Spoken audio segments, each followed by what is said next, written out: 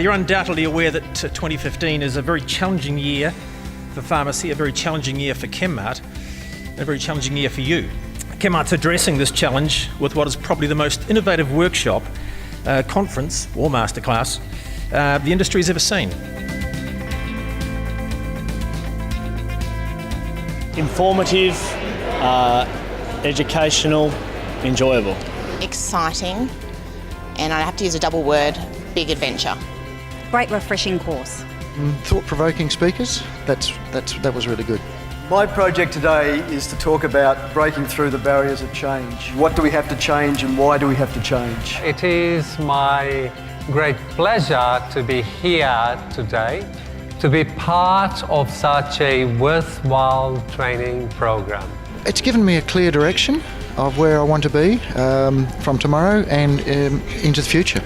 A training program that has the potential to have a positive impact on people's lives. We can't intervene in the prescribing of these medicines, but we can, sure as anything, intervene in their monitoring.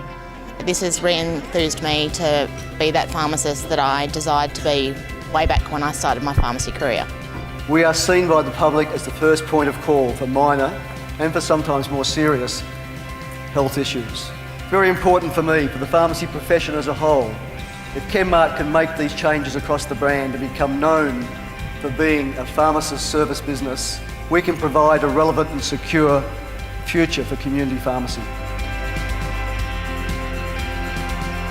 Now, the OARS technique, they are the techniques that we use to move people along the process of change.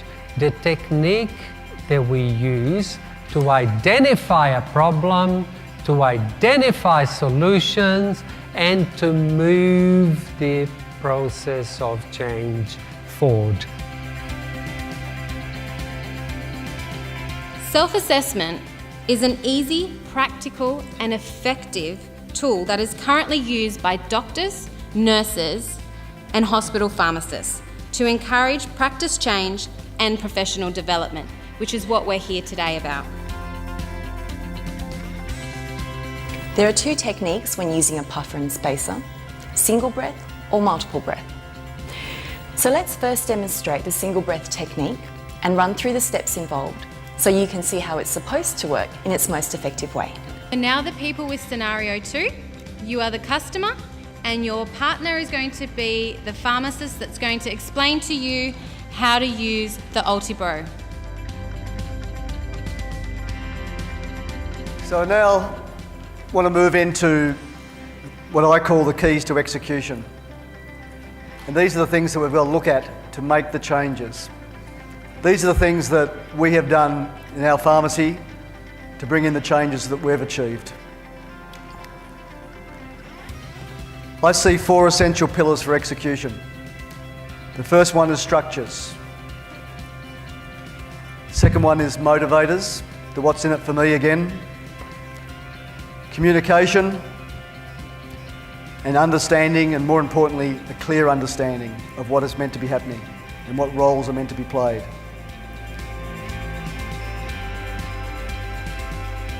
The practice of recommending safe and effective diet and lifestyle modification and relevant vitamins and dietary supplements and/or pharmaceutical treatments within the pharmacy setting to improve patient outcomes. Now, I'm going to put to you that your customers are actually expecting this from you now. It's not a luxury, they're actually expecting it from good pharmacy practice. And the reason I can say that with confidence is because I did a lot of research on this in my decade of academia, and I'll show you some of those papers.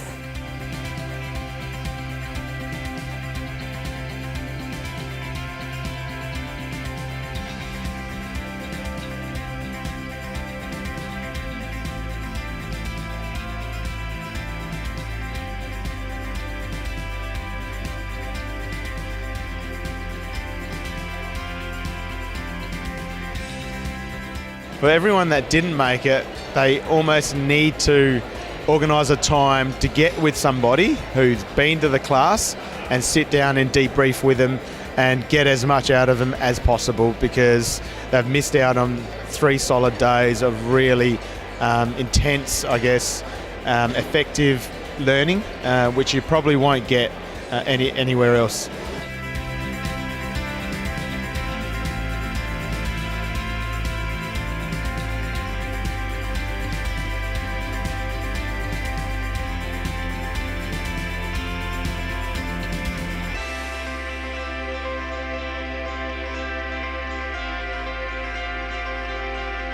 Thank you to Chemmart and Apotex for putting it on. It was a great conference.